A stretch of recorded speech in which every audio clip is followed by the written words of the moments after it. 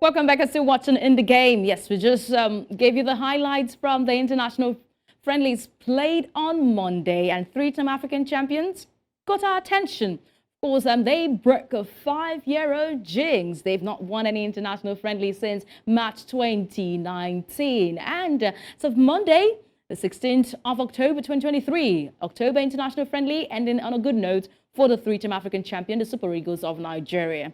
Goals from Terem Moffi, Onyeka and Moses Simon from the sport gave Nigeria that 3-2 victory against the Mozambicans.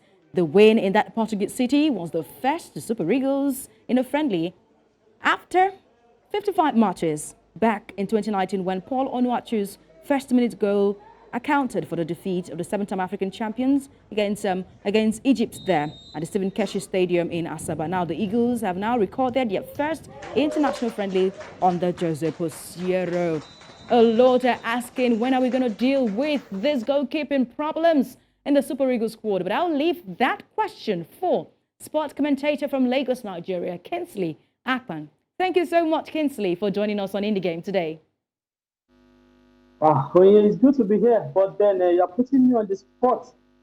Asking me the question about the Super Eagles goalkeeping situation is like asking me when the world will come to an end. So you do not know because the exclamation you gave meant, oh, that's a problem that I do not know the solution to. But I am concerned about the reserve goalkeepers.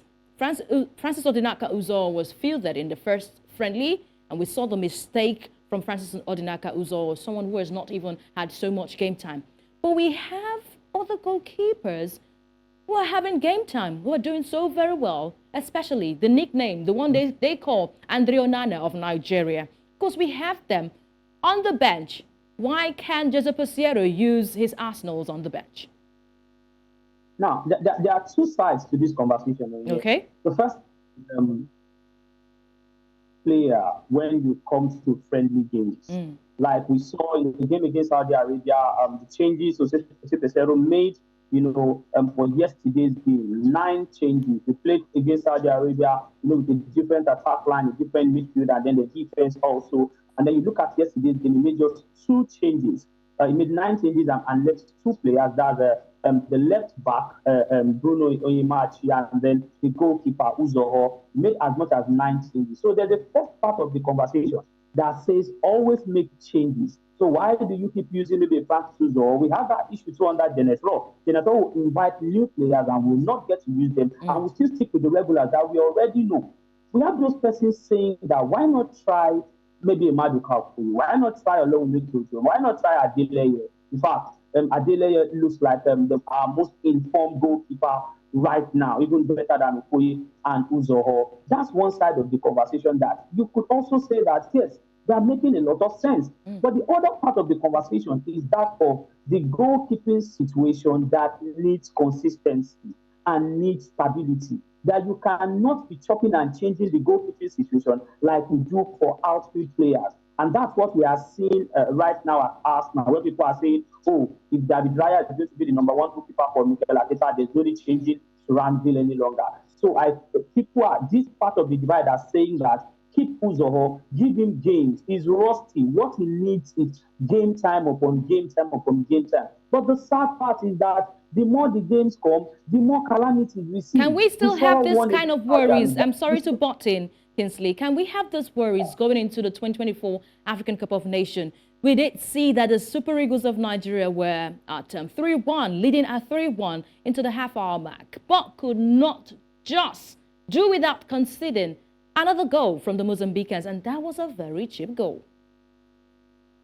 Now, what I don't want us to do as football pundits or sportcasters is that we reduce all the issues surrounding the Super Eagles to just the goalkeeping situation. Okay. I don't think that is the case. Okay. Yes, we have the goalkeeping situation, and then it will be scary for us to go into the Africa Cup of Nations with the slogan, new slogan, let us do it again. With this set of goalkeepers.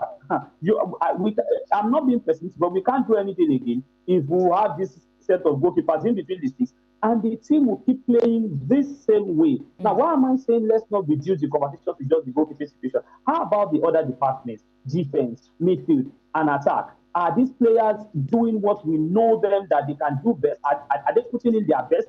You see all these guys play at their different club sides. When they come back to the national team, you see arrogance, you see all these big boys kind of play. There's no urgency. They are not really digging deep maybe to get the result, and they're acting as if, oh, this is we are African champions. We are not even African champions. We are not even regional champions. Okay. So I want to see more from the players. Look at our attack.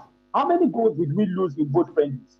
How many goals? Look at the midfield. Can we say we had enough cohesion in that midfield? How about the defense? Look at the first goal we considered yesterday.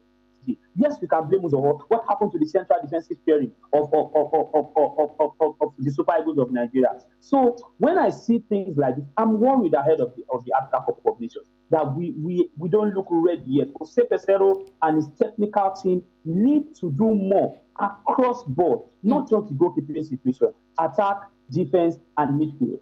The Super Eagles of Nigeria have got a lot of experienced hands that are applying their trade in European top flight leagues. And we know that they are the highest team with the highest worth of players in experience going into the African Cup of Nations, Cote d'Ivoire 2024. Kingsley, in just a few seconds, will you say that the Super Eagles of Nigeria are missing the Oyibo Worlds? Maybe a combination of the Oyibo Worlds, we are missing them a lot. No, we are not. No, we are not. I don't think it's the situation of the Oyibo World. Even when we had the Oyibo World, there was a way that the midfield would cover up for them. Right now, we are playing Didi and he will be in midfield, and Didi looks more offensive like he does at Leicester. So there's nobody sitting in the front of the defensive line. And then we have two, the right back and the left back, bumping forward. Only it will worry the defensive shape of the team. That's why I'm putting this blame on the technical team led by Jose Peseiro. He has to change something. Yesterday, Ali Cisse played with a back three. He knew what he was doing. He wanted to nullify Cameroon. And Cameroon didn't even have a sleep at the defense. We should be looking at stopping and changing and doing well at the Africa Cup of Nations, because Nigerians really deserve good news coming from our football. Okay, we'll be hoping that that good news will be given to us. The slogan, "Let's do it again," is on and running, and we're waiting for the three-time African champions if they can make it a fourth title in Cote d'Ivoire 2024. Thank you so much, Kingsley Akpan, for your analysis today on the show. Thank you.